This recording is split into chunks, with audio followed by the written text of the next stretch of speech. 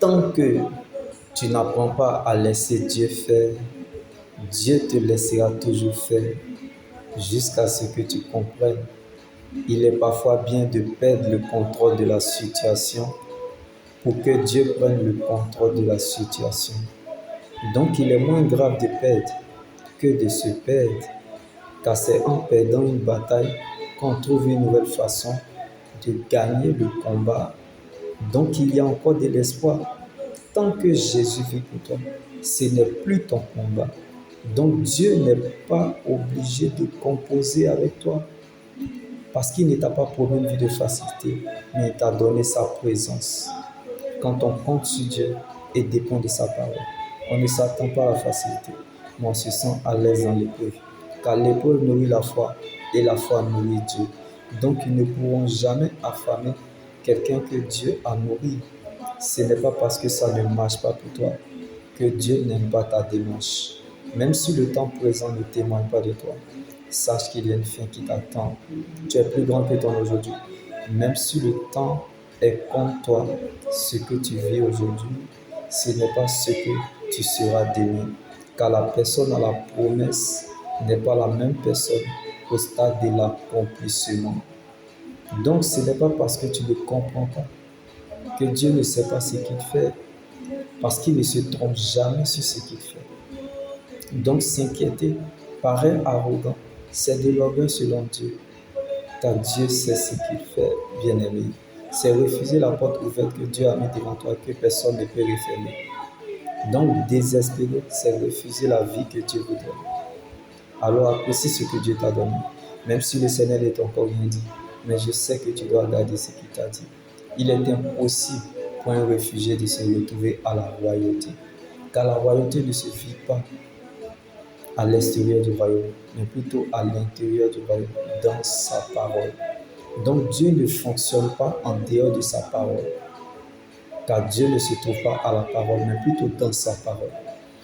Donc la parole de Dieu est notre position, car Dieu n'a pas changé de position. Jésus est le même hier, aujourd'hui, demain, et il demeure éternellement. Alors attache-toi à ce que tu crois, à la parole de Dieu.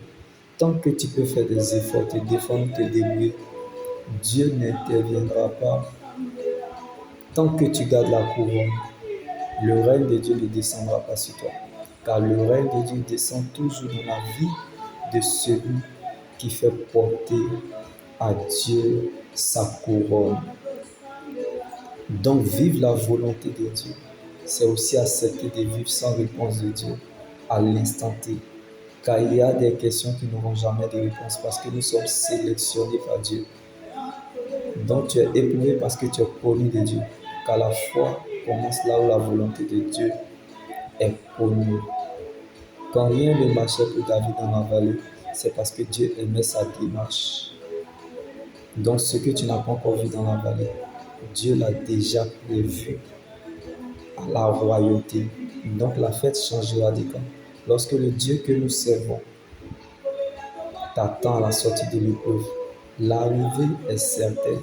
Si l'élection de la vie était entre les mains des mortels, David ne quitterait jamais la bergerie à la royauté. Donc, n'abandonne pas la foi. Et n'oublie surtout pas le message qui est attaché en toi. Jésus est la vie dans vos amis. Donc Dieu n'arrangera pas, mais il s'arrangera ton sujet, non pas parce que tu as raison, mais parce que tu es sa raison. Dieu n'aura pas d'autre choix que de collaborer avec toi. Tu ne deviendras pas autre chose que ce que Dieu a planifié, programmé, décidé. Car les hommes tracent l'œuvre, mais c'est Dieu qui donne le temps et écrit l'histoire. Alors, prends courage, Dieu te fortifie et viens à ton secours. Dieu t'aidera parce qu'il t'a vu comme les disciples pendant la tempête. Dieu sait délivrer de l'épreuve ceux qui l'honorent, ceux qui comptent sur lui et dépendent de sa parole. Alors laisse Dieu gérer ce que tu ne connais pas, car ce que tu ne sais pas est plus grand que toi. Ce qui t'atteint est plus grand que ça. Ce qui arrive est mieux que ça. Alors j'aimerais m'intéresser à quelqu'un qui vit des situations très difficiles depuis longtemps et qui se retrouve dans une très longue attente. C'est parce que ton exaucement a de la valeur. Donc plus notre exaucement tarde, nous sommes contents de ce qui arrive. Ce n'est pas tout ce que l'on peut pas vivre, mais c'est ce que tu ne t'attendais pas à ça. C'est ce qui va venir. Car ce qui t'est destiné ne t'échappera jamais, mais ce qui t'échappe aujourd'hui ne t'est pas destiné. Ce n'est pas de pleurer sur son sort, mais d'aller chercher ce qui t'appartient.